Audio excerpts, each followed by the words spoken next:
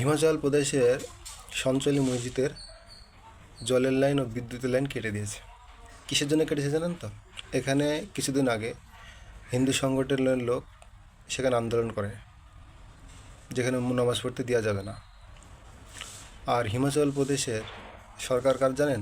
এখানে সরকার হলো কংগ্রেসের। কংগ্রেস সরকার যে তারা সংবিধানের বাদ করে, তাদের সংবিধানের কথা বলে, হিন্দু সংগঠনের বিরুদ্ধে যেসব কেস করেছিল সেসব তাদেরকেও বলেছে যে এসব কেস তুলে নেওয়া হবে, প্রতিশ্রুতি দিয়েছে।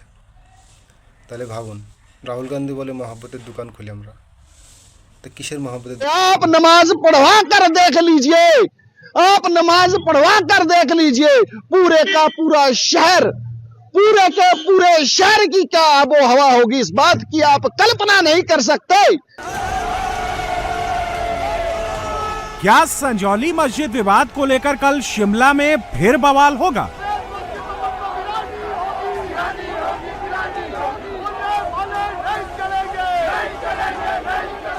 इस शुक्रवार को संजौली मस्जिद में नमाज नहीं होने दी जाएगी।